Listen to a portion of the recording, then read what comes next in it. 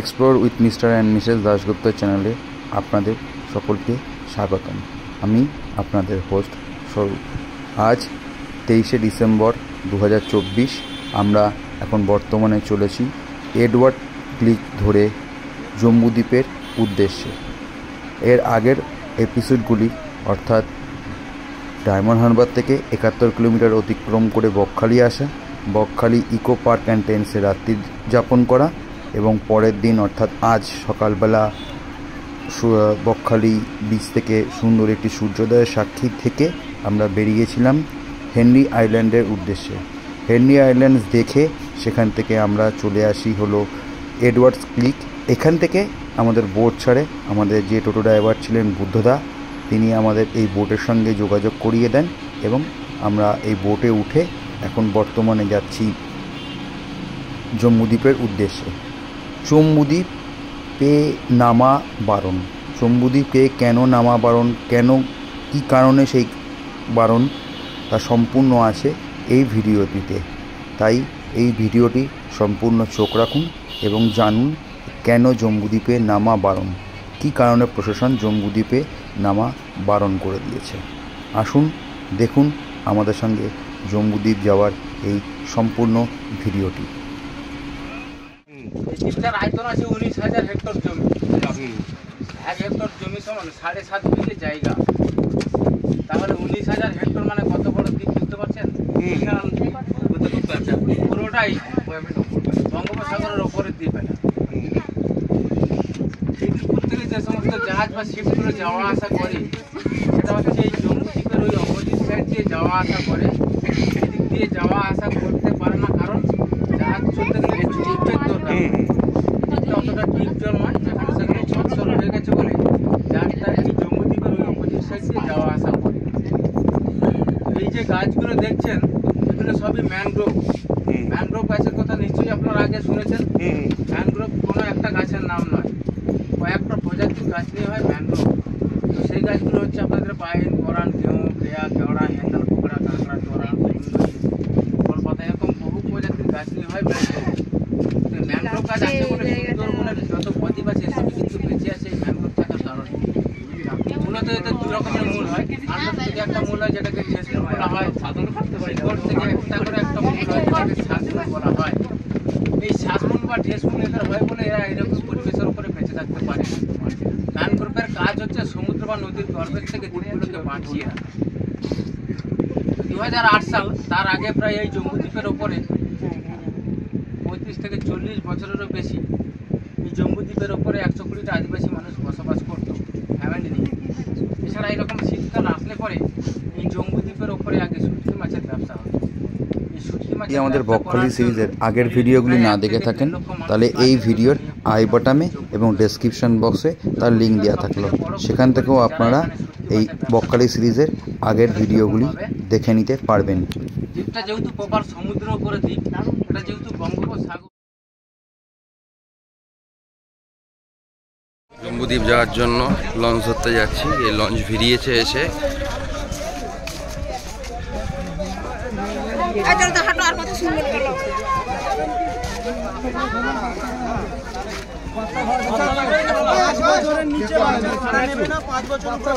দুজনের দিচ্ছে নাকি?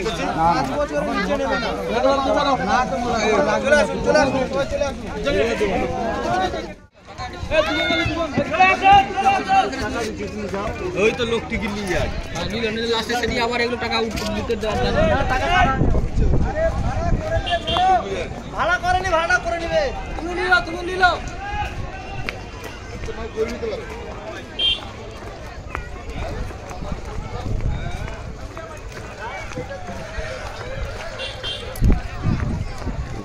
বড়।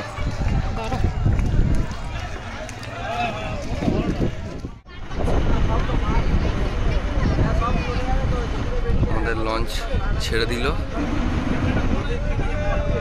এই সাইডটা, আর এই সাইডটা আপনাদের দেখাই।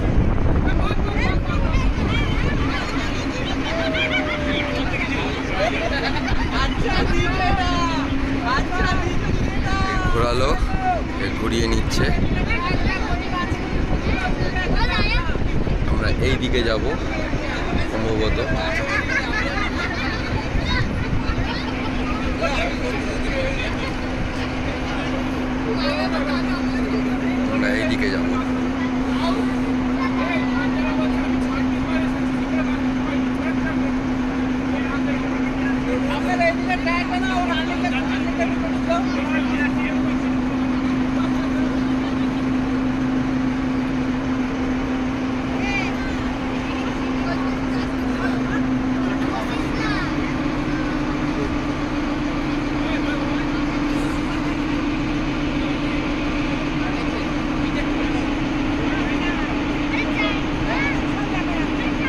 আমরা বর্তমানে এডওয়ার্ড ক্লার্ক হলো একটি খাড়ি, যে খাড়িটিতে আমরা এখন রয়েছি। এই খাড়ির যে জেটি ঘাট, সেই জেটি ঘাট থেকে আমরা বোটে উঠলাম। এই খাড়িটি গিয়ে পড়েছে বঙ্গোপসাগরে। এডওয়ার্ড সাহেবের নাম অনুসারে এই খাড়িটির নাম করা হয়েছে এডওয়ার্ড ক্লার্ক।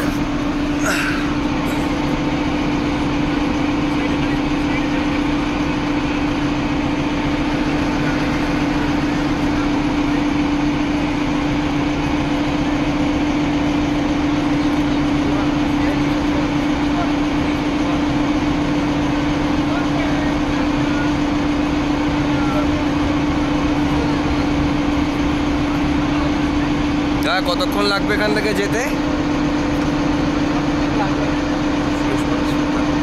এটা কি সমুদ্রে গিয়ে পড়বে না এখান থেকে সমুদ্রে যাবে? সমুদ্রে নামবে।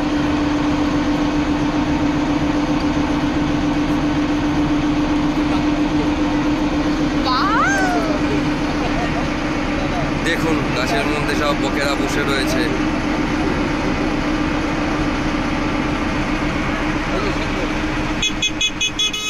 কত বক দেখুন, সব কচিকাচার দল।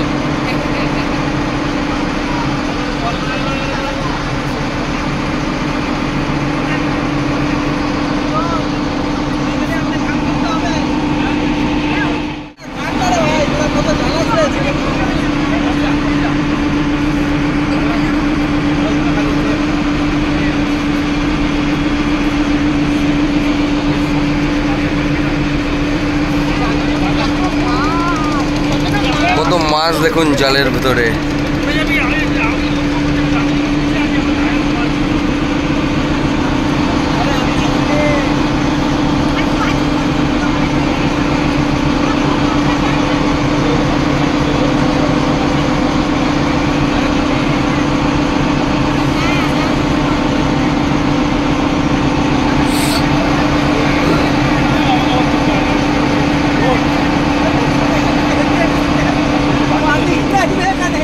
সব মাছওয়ালার ট্রলার সব এখানে দাঁড়িয়ে রয়েছে।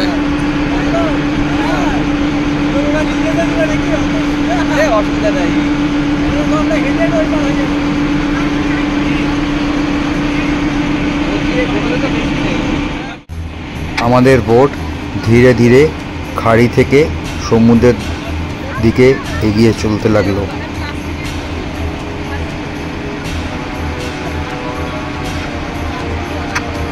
এই খাড়ির দুই পাশে, এক পাশে যেমনি ছিল মাছ ধরার নৌকো, অন্য পাশে ম্যানগ্রোভের জঙ্গল এবং তার ভিতর বক।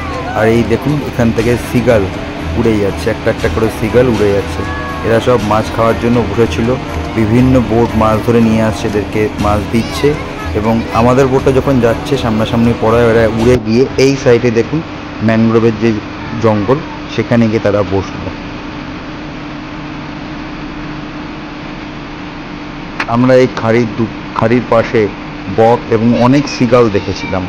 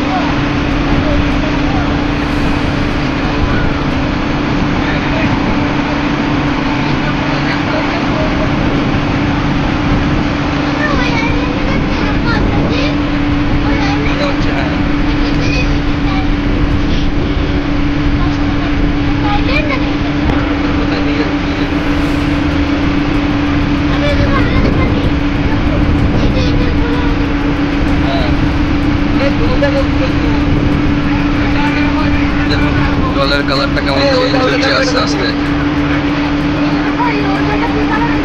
পুরো জলের কালার দেখুন।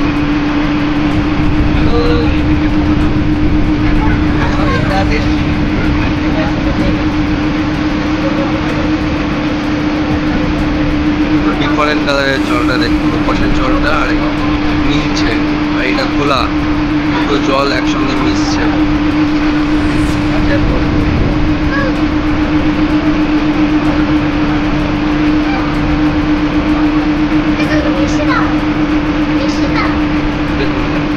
জল একসঙ্গে মিশছে, এই আমরা চলে আসলাম, মিশে গেল দুই রকম জল।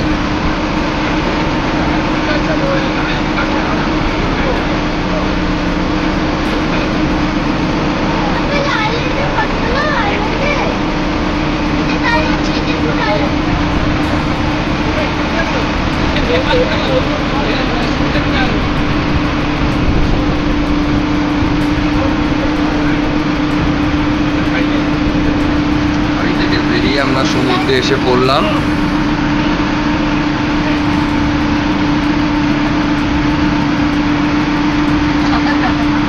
তো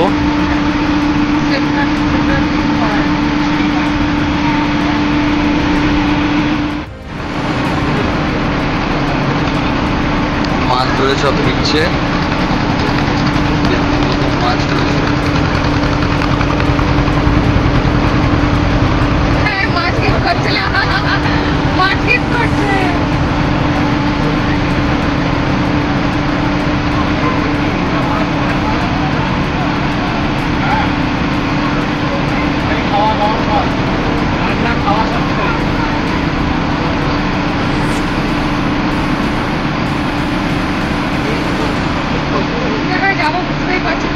যত দেখাচ্ছে তত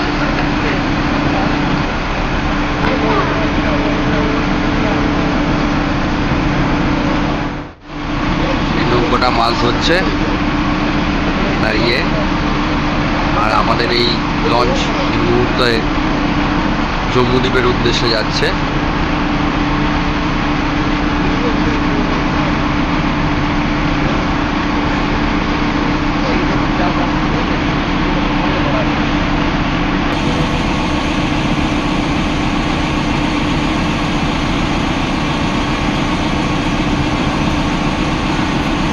একটা হলুদ রঙের দড়ি এই জায়গাতে রয়েছে, এটা দিয়ে জালটাকে ফেলে রেখেছে।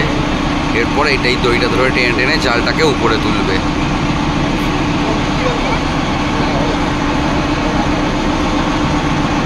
এটা বাধা রয়েছে এখানে, জাল ফেলা রয়েছে।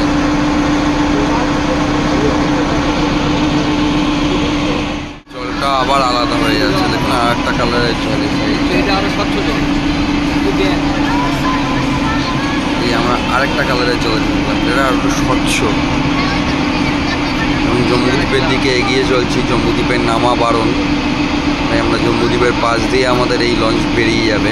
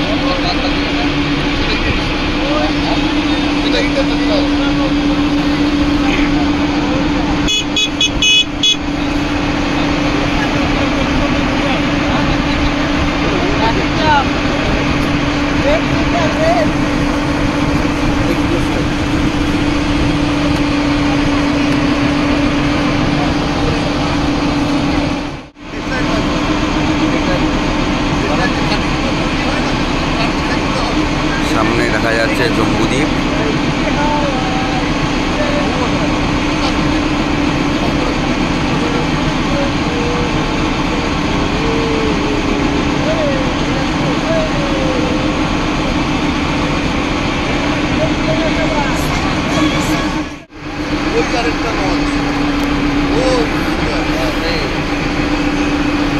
এই জম্বুদ্বীপের বিচ।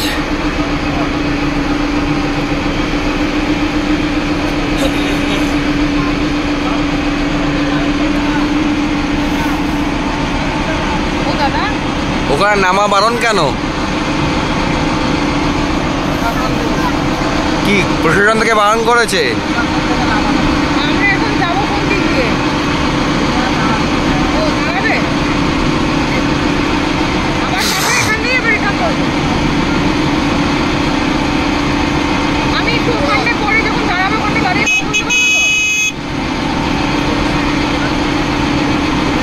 কোনো কারণ কি, কোনো কারণ কি আছে না নামার? প্রশাসন থেকে যে বারণ করেছে, প্রশাসন থেকে যে বারণ করেছে কোনো কি কারণ আছে? প্রশাসন থেকে জান বলতে পারবেন কি কারণ? আমাদের সুবিধা হয় জানলে।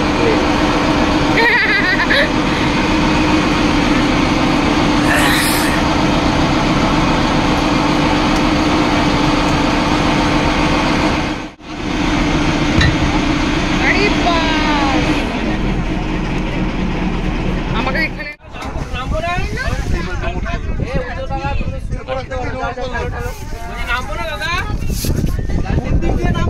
জম্বুদ্বীপের আগেই আমাদের বোট নোঙর করে দেওয়া হলো। নোঙর করে বোট ওখানে দাঁড়িয়ে পড়লো কিছুক্ষণের জন্য।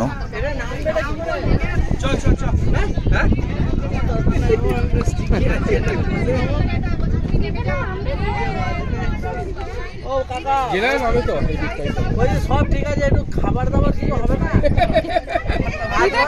বসে থাকা যায় খেলে দাদা, এটা খেললে কোথায় বলবো? ওই পাটটা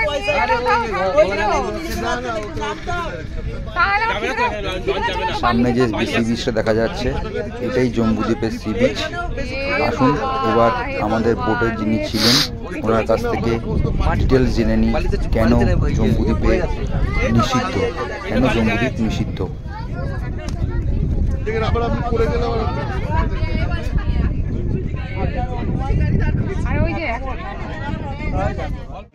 এটার আয়তন আছে 19,000 হেক্টর জমি। 1 হেক্টর জমি সমান 7.5 বিঘে জায়গা। তাহলে 19,000 হেক্টর মানে কত বড় দ্বীপ বুঝতে পারছেন? পুরোটাই বঙ্গোপসাগরের ওপরের দ্বীপ। এটা খিদিরপুর থেকে যে সমস্ত জাহাজ বা শিপগুলো যাওয়া আসা করে সেটা হচ্ছে এই জম্বুদ্বীপের ওই অপোজিট সাইড দিয়ে যাওয়া আসা করে। এদিক দিয়ে যাওয়া আসা করতে পারে না, কারণ জাহাজ চলতে গেলে একটু ডিপের দরকার। অতটা ডিপ জল নয়, যেখানে সেখানে ছটছল হয়ে গেছে বলে জাহাজটা এই জম্বুদ্বীপের ওই অপোজিট সাইড দিয়ে যাওয়া আসা করে। এই যে গাছগুলো দেখছেন এগুলো সবই ম্যানগ্রোভ। ম্যানগ্রোভ গাছের কথা নিশ্চয়ই আপনারা আগে শুনেছেন। ম্যানগ্রোভ কোনো একটা গাছের নাম নয়, কয়েকটা প্রজাতির গাছ নিয়ে হয় ম্যানগ্রোভ। তো সেই গাছগুলো হচ্ছে আপনাদের পাইন, গরান, গেঁহু, কেয়া, কেওড়া, হেঁদাল, পোকড়া, কাঁকড়া, চড়া, কলপাতা, এরকম বহু প্রজাতির গাছ নিয়ে হয় ম্যানগ্রোভ। ম্যানগ্রোভ গাছ আছে বলে সুন্দরবনের যত বদ্বীপ আছে সবই কিন্তু বেঁচে আছে এই ম্যানগ্রোভ থাকার কারণে। মূলত এদের দু রকমের মূল হয়। আন্দাজ থেকে একটা মূল হয় যেটাকে ঠেসমূল বলা হয়, শিকড় থেকে একটা করে একটা মূল হয় যেটাকে শ্বাসমূল বলা হয়। এই শ্বাসমূল বা ঠেসমূল এদের হয় বলে এরা এরকম পরিবেশের উপরে বেঁচে থাকতে পারে। ম্যানগ্রোভের কাজ হচ্ছে সমুদ্র বা নদীর গর্ভের থেকে দ্বীপগুলোকে বাঁচিয়ে রাখা। 2008 সাল, তার আগে প্রায় এই জম্বুদ্বীপের ওপরে 35 থেকে 40 বছরেরও বেশি এই জম্বুদ্বীপের ওপরে 120টা আদিবাসী মানুষ বসবাস করত ফ্যামিলি নিয়ে। এছাড়া এরকম শীতকাল আসলে পরে এই জম্বুদ্বীপের ওপরে আগে শুটকি মাছের ব্যবসা হয়। এই শুটকি মাছের ব্যবসা করার জন্য প্রায় 1 থেকে 1.5 লক্ষ মানুষ কাজের জন্য নিয়োগ করা থাকতো এই জম্বুদ্বীপের উপরে। জম্বুদ্বীপের সব থেকে বড় ক্ষতি করেছে যারা এখানে শুটকি মাছের ব্যবসা করতে আসতো। তারা কীরকমভাবে, দ্বীপটা যেহেতু প্রপার সমুদ্রের উপরে দ্বীপ, এটা যেহেতু বঙ্গোপসাগর, সমুদ্রের মাছ মানে অফুরন্ত মাছ। আর এই অফুরন্ত মাছ ধরে নিয়েছে শোকানোর জন্য অফুরন্ত জায়গারও প্রয়োজন হতো। আর এরা মাছ শোকানোর খামার বানাতে গিয়ে এই ম্যানগ্রোভ গাছ কেটে ফেলে দিয়ে এরকম বিশাল আকারে সি বিচ বের করে দিত বিঘের পর বিঘে। তো শুটকি মাছের ব্যবসাটা হয় মূলত 4 মাসের। গ্রীষ্মকালে হয় না, বর্ষাকালে হয় না, শীতকালেই শুটকি মাছের ব্যবসাটা হয়। 4 মাসের জন্য ওরা এখানে আসে ব্যবসা করে। শীতকালের পরেই আসছে গ্রীষ্মকাল, বর্ষাকাল। আর গ্রীষ্মকাল, বর্ষাকাল মানে কালবৈশাখী শুরু হয়ে যাচ্ছে, তার সাথে সাথে ঝোড়ো হাওয়া কিংবা নিম্নচাপও হয়। আর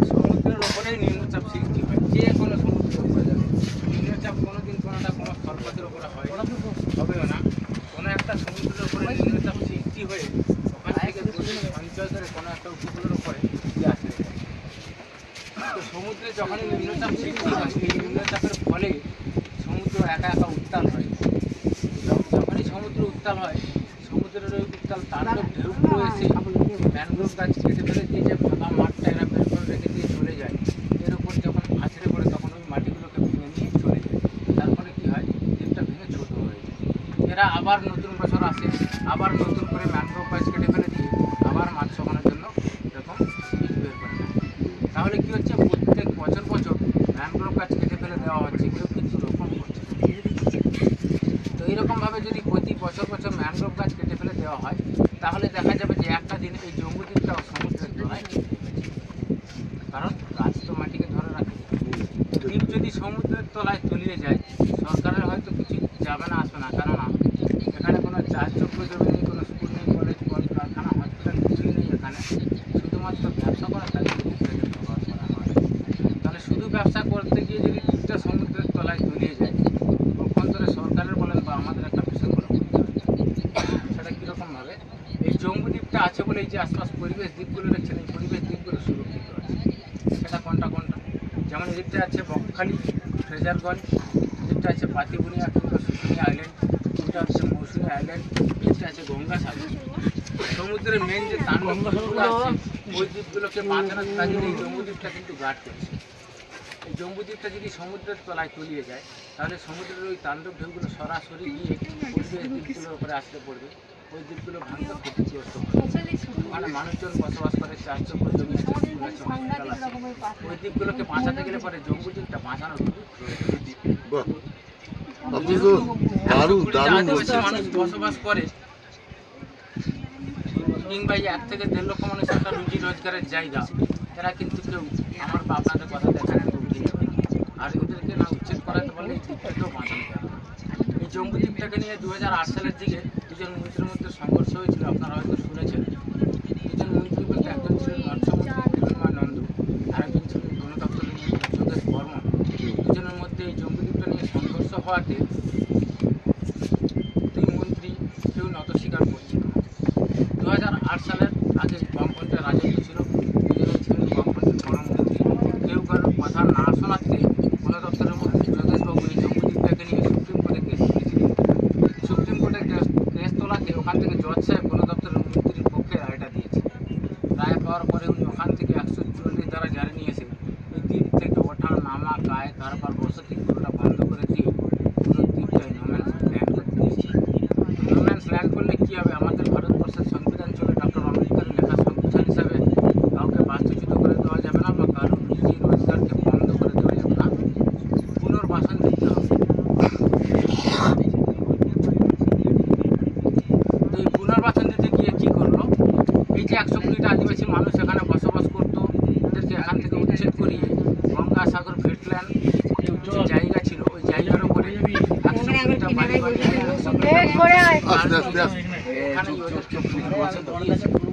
ওরা গঙ্গাসাগর থেকে এসে ছোটোখাটো বোট বা নৌকোতে করে এসে জম্বুদ্বীপের আশেপাশে সাইডে থেকে মাছ ট্যাংরা ধরতে পারবে, কিন্তু কোনোরূপ কোনো বসতি করতে পারবে না। আর এই যে 1 থেকে 1.5 লক্ষ মানুষ যারা এখানে চুক্তি মাছের সঙ্গে যুক্ত ছিল এদেরকে এখান থেকে উচ্ছেদ করিয়ে ফ্রেজারগঞ্জ কার্গিল সি বিচ, নাম শুনেছেন? কার্গিল সি বিচটাকে ভরাট করিয়ে ওখানে ওদেরকে ব্যবসা করার জন্য জায়গা বানিয়ে দিয়েছে। তাহলে প্রশ্ন থাকতেই পারে যে জম্বুদ্বীপের ওপরে পশু পাখি কী আছে?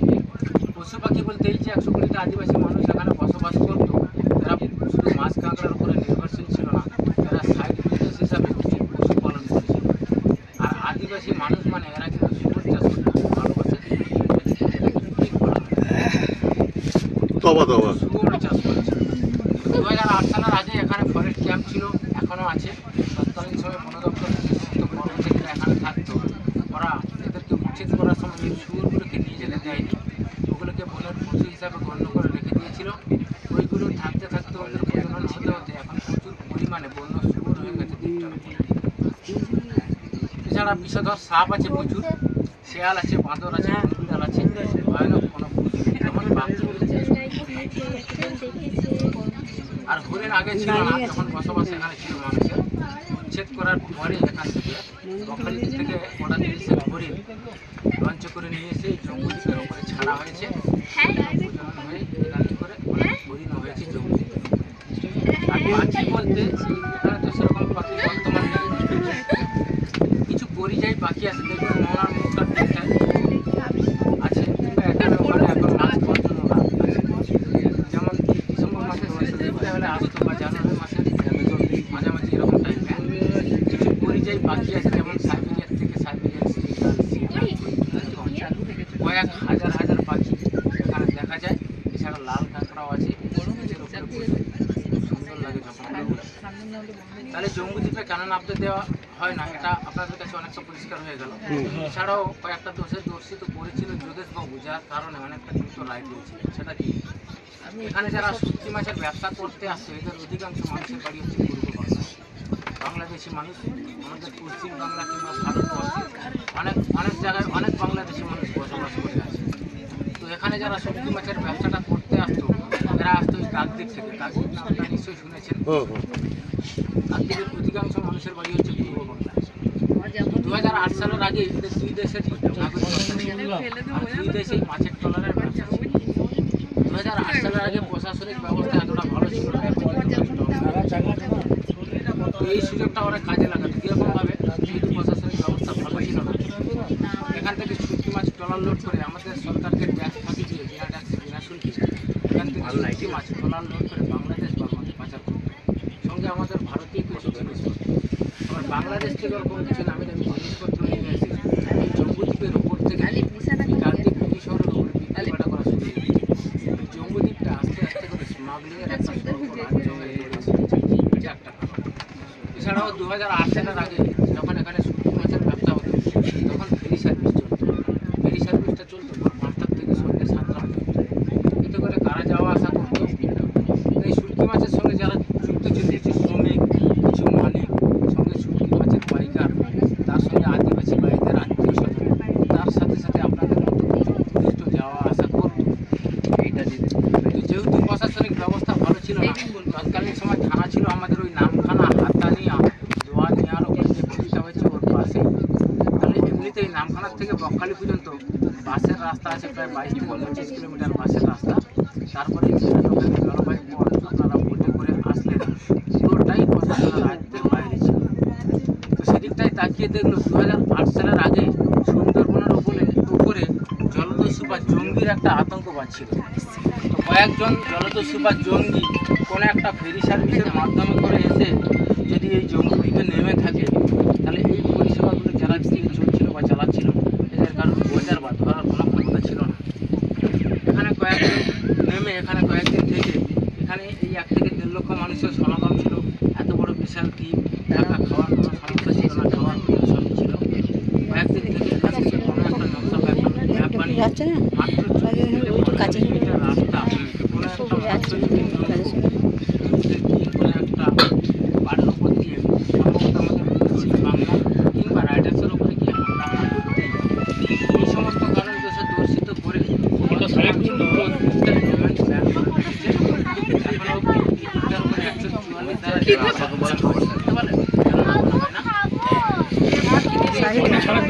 দাদা আপনার নামটা কি দাদা? আনসার আলী লস্কর। আপনার ভালো বক্তা যদি হয় না, মানুষ তার কথা শোনে, আগেও শুনেছে, এখনো শোনে, আগামী দিনেও শুনবে। আর আমাদের ওনার নাম হচ্ছে মিস্টার দেবজ্যোতি ঘোষ। না না, সেটা ওনার বক্তব্য যদি শোনে না তাহলে আপনারা কিরকম লাগে আছে বলুন। না না, তাদের বক্তব্য খুব ভালোভাবে বলেছে, ভালো এবং দাদা জিনিসটা খুব সুন্দর বলেছে।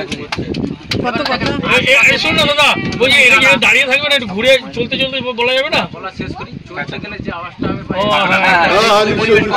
যদি না শোনেন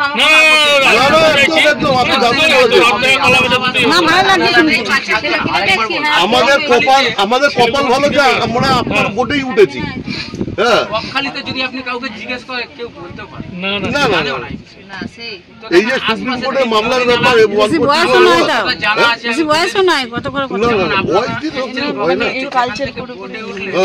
ওই জায়গাটার নাম হচ্ছে ফ্রেজারগঞ্জ বেনফিস ফিশিং হারবার মৎস্য বন্দর। যে নদী বা খাড়িটা দিয়ে আমরা বেরিয়ে এলাম সমুদ্রের উপরে, এই নদীটার নাম হচ্ছে ব্রিটিশদের নামে নাম। এখানে আপনাদের প্রশ্ন থাকতে পারে যে কেন কারণ ভারতবর্ষে ব্রিটিশরা যে 200 বছর ধরে রাজত্ব করে গেছে, যখন যে লর্ড সাহেব এসেছিল যে শাসনকার্য হিসাবে তাদের নামে কিছু নদীর নাম রেখে গেছে। আসতে সবাই শুনি, আরে কথা বলেন না, একটু শোনেন। যেমন আমরা যে পঞ্চায়েতের অধীনে বসবাস করি বা আপনারা ঘুরতে এসছেন, এই পঞ্চায়েতের নাম হচ্ছে ফ্রেজারগঞ্জ গ্রাম পঞ্চায়েত। কারণ ফ্রেজার সাহেব থাকতেন বলে ওনার নামেই পঞ্চায়েতের নামটা দিয়েছে বা হয়েছে ফ্রেজারগঞ্জ। বকখালির অপোজিট সাইডে একটা দ্বীপ আছে যার নাম হচ্ছে হেনরি আইল্যান্ড, নাম শুনেছেন? ওখানে হেনরি সাহেব থাকতেন বলে ওনার নামেই ওই দ্বীপটার নাম দিয়েছে হেনরি আইল্যান্ড। ঠিক সেই রকম ভাবে এই খালিটা সাহেব এডো সাহেবের বাংলো ছিল, উনি থাকতেন ওখানে, এডওয়ার্ড সাহেব থাকতেন, তাই ওনার নামে ওই খালিটার নাম দিয়েছে এডওয়ার্ড টিক। এই এডওয়ার্ড টিক দিয়ে বেরিয়ে আসার সময় বাম দিকটায় যে বালির শিবিরটা বেড়া বাঁধা বা ছড়ি দিয়ে ঘর বাঁধানো যে জায়গাটা থেকে গেল, ওটাই হচ্ছে ফ্রেজারগঞ্জ কার্গিল শিবির। এই কার্গিল শিবিরটা কোথার থেকে আসলো বা কীরকমভাবে হলো 1998-99 সাল যখন এখান থেকে এদেরকে উচ্ছেদ করে দেওয়ার পরিকল্পনা তৈরি করেছিল, এদের এই কার্গিল শিবিরটা প্রায় পুরোটা ভরাট করানো হয়েছিল। সেটা কীরকম? যেমন জোয়ার ভাটা হয়, জোয়ারের সময় হলে পরে হাই টাইড কি বলবে ভাটার সময় হলে পরে লো টাইড, ভাটা হয়ে গেলে ওই খাড়ি বা নদীটার মধ্যে দিয়ে কোনো ট্রলার করতে পারতো না, মনার মুখটা চর করে কি গাছ জোয়ারের অপেক্ষায় বসে থাকতো। তাই গভর্নমেন্ট চিন্তা ভাবনা করে ওখান থেকে ড্রেজার দিয়ে ড্রেজিং করিয়ে ওই পলি মাটিগুলো কার্গিল শিবিরটা প্রায় পুরোটা ভরাট করানো হয়।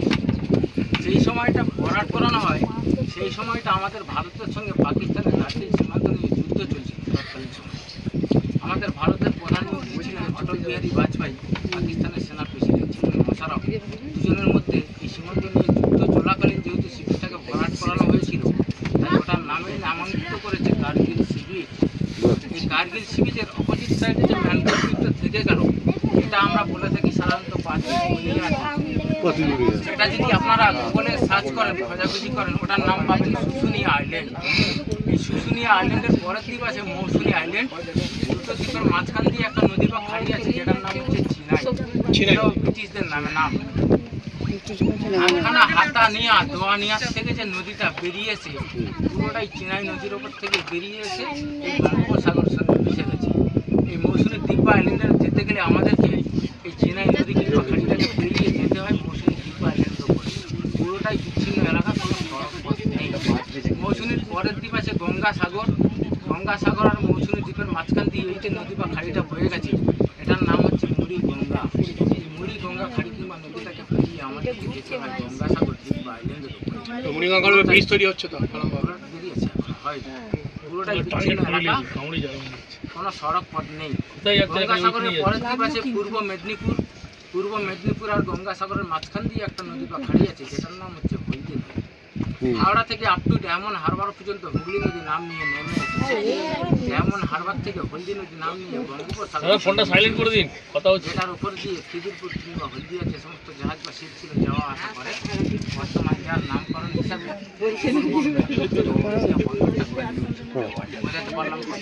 আরে দাদা, আপনি তো জিওগ্রাফিতে মাস্টার করে দেন। Thank you. এই ছবি তুলছি, আমি তো ওখান থেকে কাজ করতে পারছি না।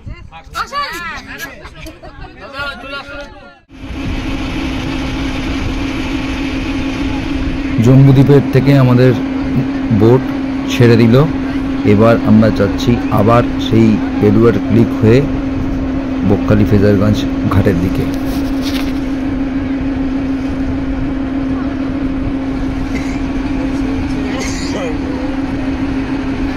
আপনারা জানলেন যে কেন জম্বুদ্বীপে নামা বারণ। ওটা আমাদের যিনি ছিলেন বোটে লস্করদার কাছ থেকে সম্পূর্ণটাই শুনে নিলেন, এবং কেন এডওয়ার্ড ক্লিক নাম হয়েছে, কেন হেনরি আইল্যান্ড নাম হয়েছে, কেন ফ্রেজারগঞ্জ নাম হয়েছে, সেগুলো সম্পর্কে আপনারা সম্পূর্ণ জানতে পারলেন। এই নোঙর তুলে নেওয়া হয়েছে, এবার আমাদের বোট এগিয়ে চলতে থাকলো।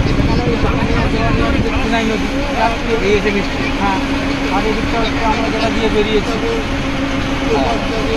এটা আর কি 5টায় মোহনায় এটা হচ্ছে 5টা মোহনার মধ্যে, যেমন নামখানা ওই দিকটা আছে সব তো এরকম আছে না, এখানে হচ্ছে 5টা।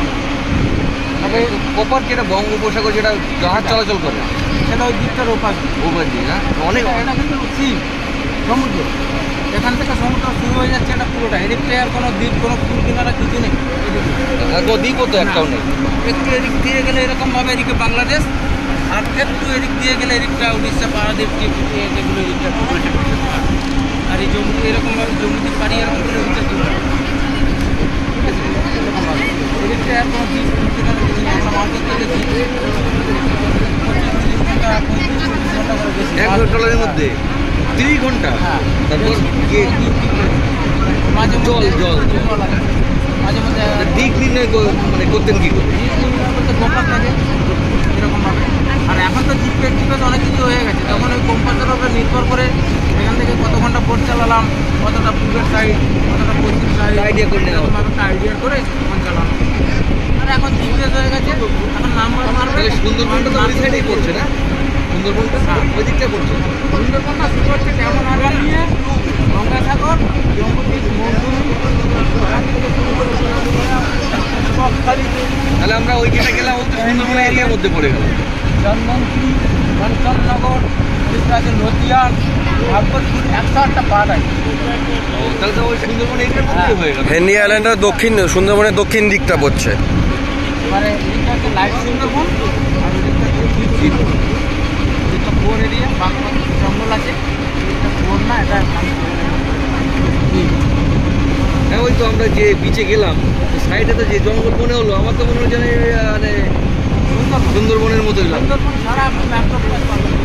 হ্যাঁ এই যে বড় বড় যে এগুলো হয়ে আছে এগুলো ওরা শ্বাস নেয় না, ম্যাপটপ ছাড়া সুন্দরবন,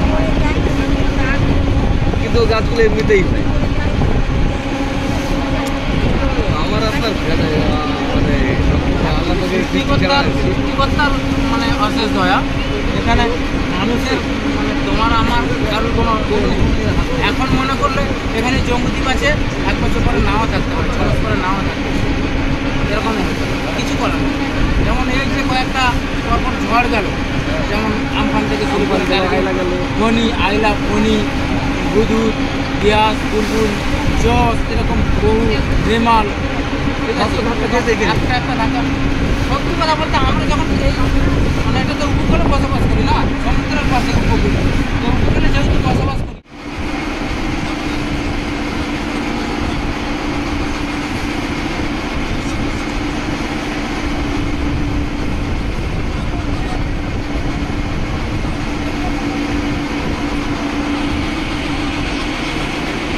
আমরা জম্মুদ্বীপ যাওয়ার সময়ও দেখলাম, আসার সময়ও দেখলাম অনেক ট্রলার সমুদ্রের মাঝখানে দাঁড়িয়ে মাছ ধরছিল। সরকার মুখে শুনলেন জম্মুদ্বীপের এই পোর্শনে যেহেতু জলের গভীরতা কম, তাই এ পাশ দিয়ে কোনো জাহাজ যাতায়াত করে না। ছিল আমাদের জম্মুদ্বীপ যাওয়া, প্রতিবেদন আমার বারণ করতে আপনারা শুনলেন কেন বারণ, কী কারণে বারণ।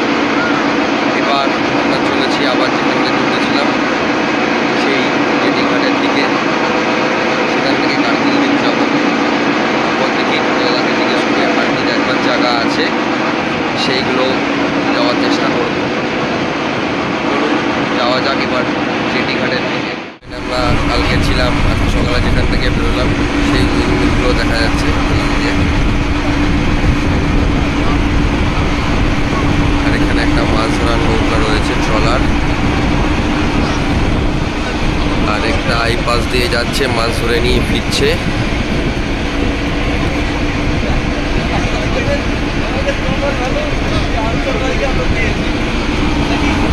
চলে আসলাম পাড়ের প্রায় কাছাকাছি।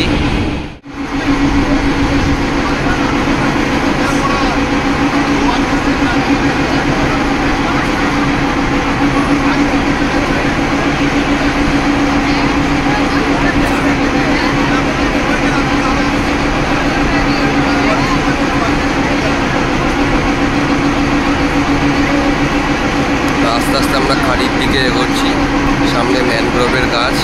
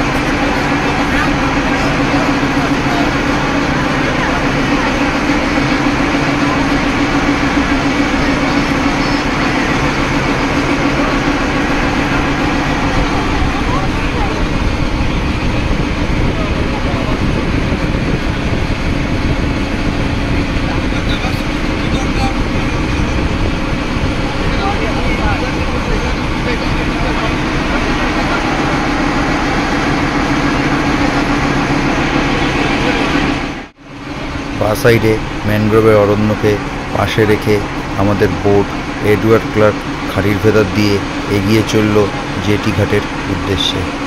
আমরা জেটি ঘাটে নেমে গিয়েছিলাম কার্গিল বিচের উদ্দেশ্যে। এই ভিডিওটা এই পর্যন্তই থাকবে। পরবর্তী এপিসোডে আসছে কার্গিল বিচ, ফেজারগঞ্জ বিচ এবং বকখালি যে বাস স্ট্যান্ড, যেখান থেকে আমরা আমাদের ফিরে যাওয়ার গাড়ি ধরেছিলাম, সেই সমগ্র জিনিস নিয়ে আসছে আমাদের পরবর্তী এপিসোড। চোখ রাখুন আমাদের এই channel explore with mister and Mrs Dasgupta চ্যানেলে। যদি আমাদের ভিডিওগুলি ভালো লাগে তাহলে অবশ্যই আমাদের চ্যানেলটি সাবস্ক্রাইব করবেন, বেল আইকনটি প্রেস করে দেবেন, তাতে আমাদের চ্যানেলে নতুন কোনো ভিডিও আসলে তার আপডেট আপনাদের কাছে পৌঁছে যায়।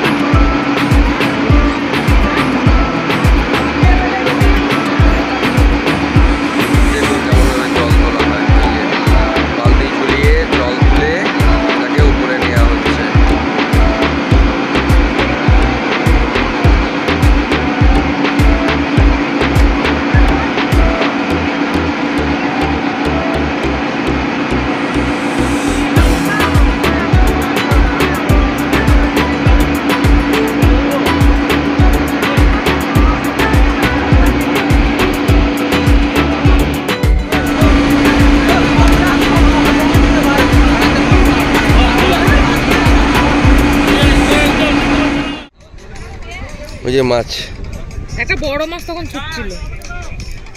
কাকা এটা কি মাছ? বক মাছ। বক মাছ।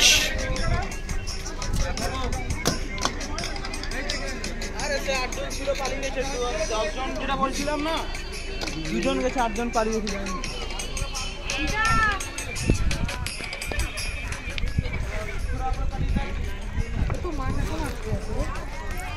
কই? হ্যাঁ এই যে মাছ। একটুখানি দাঁড়াও, দেখো, দেখতে পাবো।